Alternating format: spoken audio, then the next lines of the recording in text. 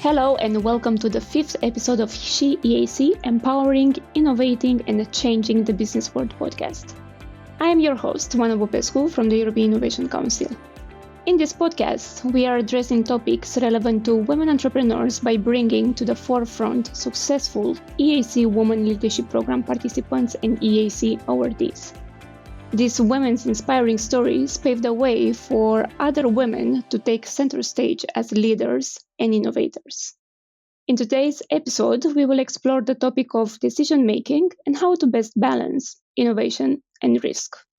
This discussion is particularly valuable for talented entrepreneurs eager to push boundaries while ensuring sustainable growth. Joining us today is Cristina Corchero, founder and CTO of Bamboo Energy. Cristina, an EIC awardee, has developed a software platform that accelerates the energy transition and democratizes the access to cleaner and cheaper energy.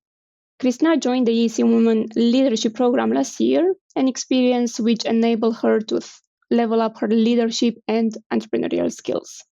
Also with us today is Kaija Pöysti, an EIC coach with over 40 years of experience in founding, growing, and coaching companies.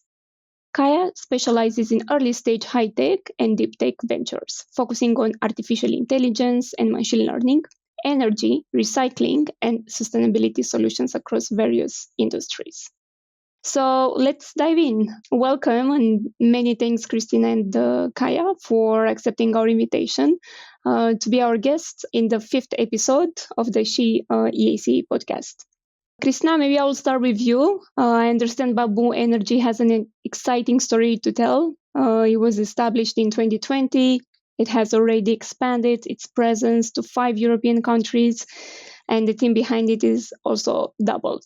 With your company rapid growth, what has been the biggest risks you've taken so far, and how did you approach it? So hello, and thank you. It's exciting to be here. Thank you for having me here. You're right. So Bamboo Energy is already in 5 European countries, almost 6 today. So we are reaching the 6th, and I think that this is the biggest risk we've taken. So we are a Spanish company. We were born in Spain. We were Spanish energy experts. This was our market. This was our country. So it was, won't say easy, but at least familiar when we started. And becoming international, I think, is the biggest risk because it needs focus. It needs investment. You need to choose where to go, and you need to see how you do it. And it's a risk because it's a huge investment for small companies, startup, and without the, let's say, probably enough resources to open all the countries you may need for building up a business model that is sustainable. So you have to choose. And I think that's an important phase. So how to choose them, how to analyze the markets, how to analyze, in our case, which we are energy sector, you need to take into account regulation. So you have to do a important analysis on the regulation, competitors. And then once you have you have to see which resources you need for first, technical part, so adapting what you have to other countries. And second, commercial part. So you have to sell it in other countries, which is obviously not easy, and which you probably will need some people there. So you have to also analyze the cost and so on. So I think that becoming international has been the biggest risk. And what we did was analyzing well where to go and also asking a lot. So asking for advice, also hiring some consultancy companies to help us with the market analysis and so on, to really try to choose as well as possible these first countries so that we do it minimizing the risk. Many thanks, Cristina, for your comprehensive reply. You were mentioning in your response risk, resources, investment, sustainable. I was wondering, how has the EIC Women Leadership Program experience supported you in taking risks to grow your company? So I think that one of the, let's say, great uptakers I get from the leadership program was the network. So no matter the sector you are, where you're growing your company, joining the challenges or sharing the challenges with people that is facing similar risks or similar adventures like yours help you on taking these risks, because someone has done it just a few months ago, or someone is just in the same moment you have mentors to ask, so you have people to go to. Really, probably you have 1 hour, but it's I would say it's something that you cannot pay this hour, because it's people that is really focused on what you're asking for, is really expert on that.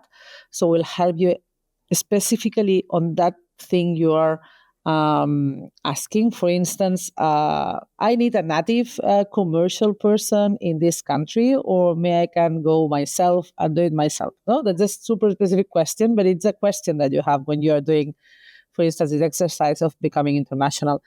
So having this mentorship where you can ask specific things, and having a network where you can ask, hey, have you done that? How you did it? What work? What do not work? I think that's one of the most powerful things that you can have as an entrepreneur, starting things that you have never done before. So to wrap up, basically peer-to-peer learning, right? Because you learn from the other participants, the power of the community. So sharing and having access to the network and experts you can also reach out to when you have questions. Kaija, how do you advise deep tech companies to navigate the fine line between pushing innovative boundaries and managing these risks? Are there, I don't know, any framework you share with your clients to help them trust their judgment under pressure? First of all, thank you, Oana. Thank you for having me. It's a pleasure to be here. And before I go to that, I'd just like to comment what Cristina said about the networks. This is very much what business is about. I say that even with all the AI and so on, business is still done by people, between people. So it is absolutely wonderful to be able to connect to others, share experiences, and share what works, what doesn't work, and so on. So it is immensely valuable. About the frameworks you asked, well, I would say that, well, first of all, the first thing I always advise is something I learned from my very good friend Alan Greenshields, and that is, it's better to be roughly right than exactly wrong. So instead of falling in love with your Excels, which show you your revenues 5 years from now to the euro and to the cent, which they can do, but it's not real, it's really important that check that you are in the ballpark and know what KPIs, what measurements are the 2 or 3 ones that you need to follow to see, are you going to the direction you're wanting to go to, instead of trying to count very exact numbers for the future and so on, because the future is what it is. It happens, it emerges.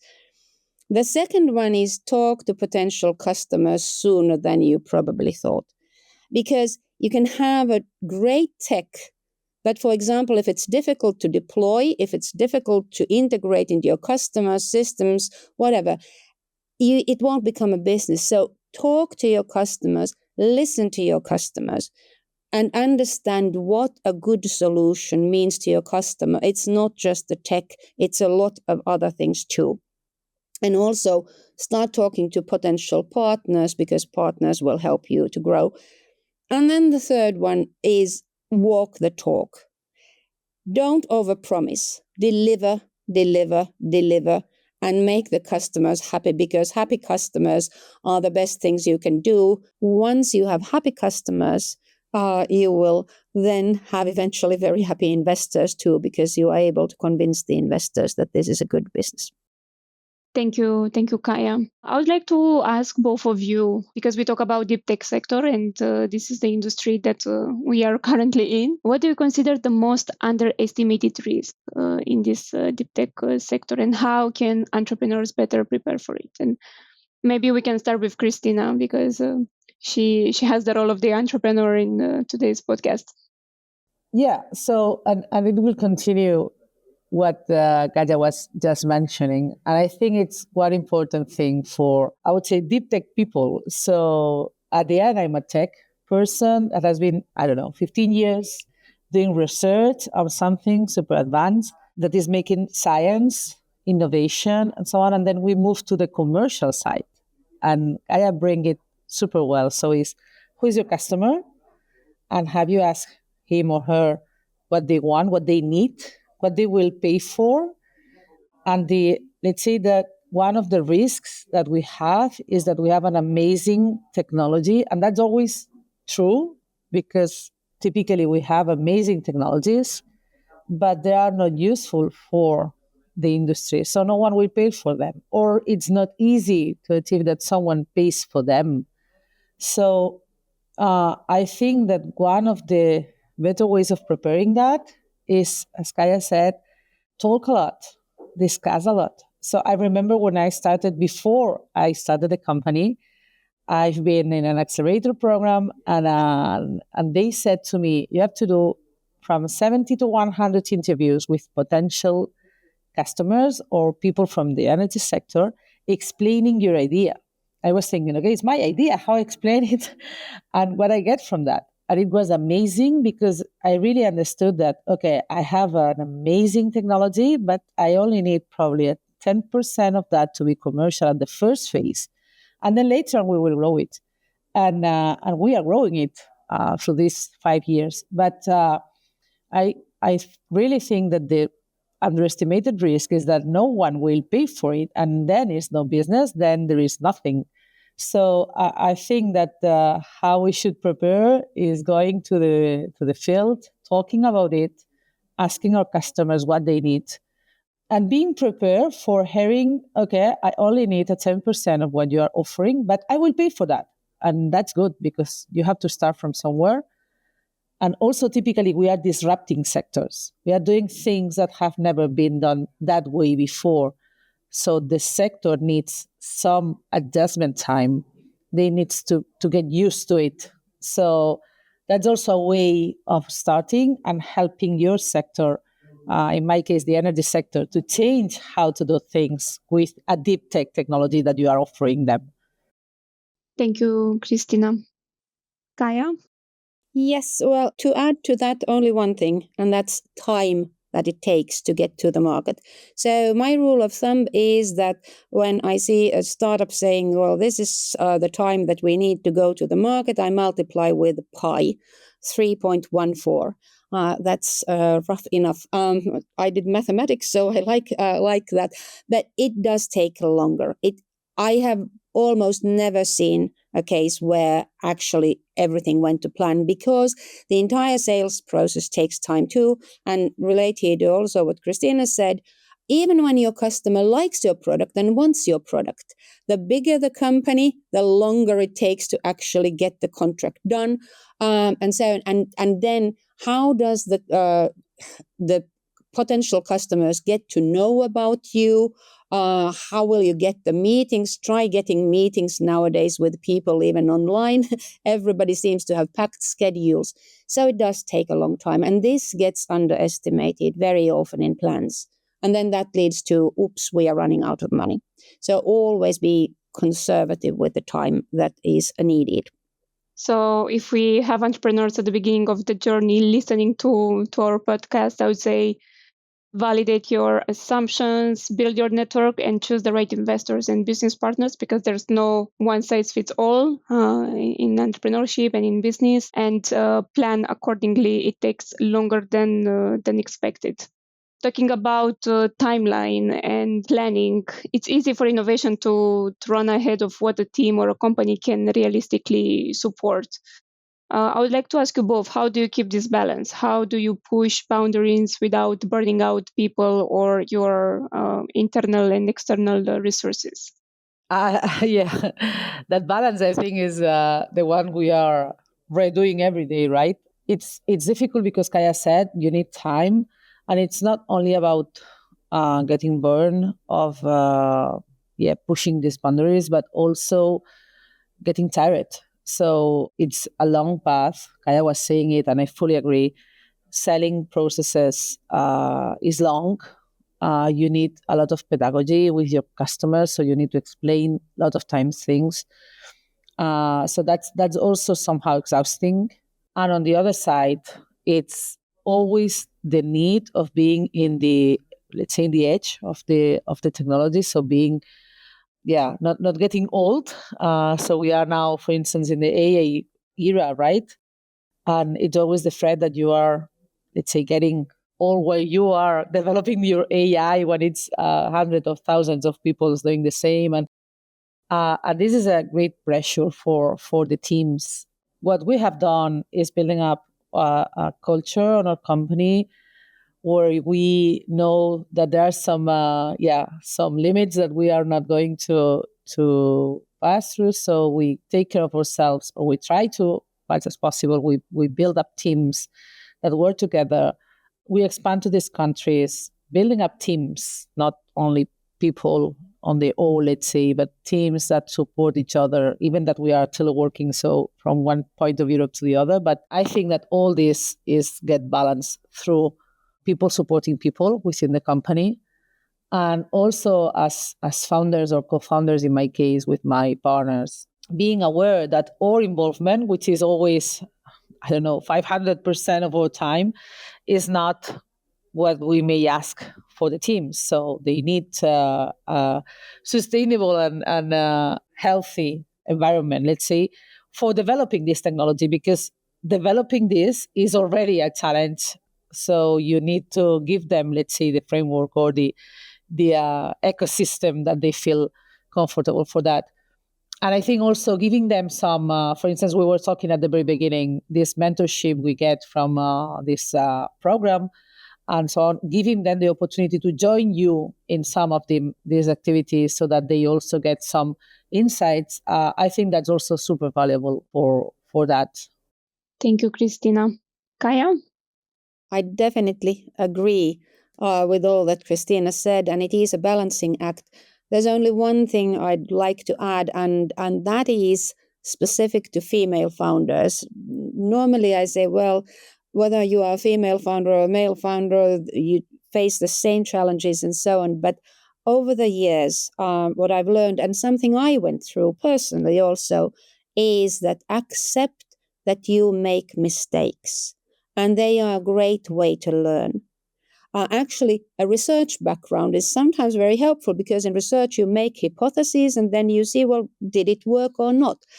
But what I see is that women tend more than men to do this, that they make a mistake, they make the wrong decision or bad decision, and then we continue for 2 months saying to ourselves, oh, how could I be so stupid? Why didn't I see this and that and so on?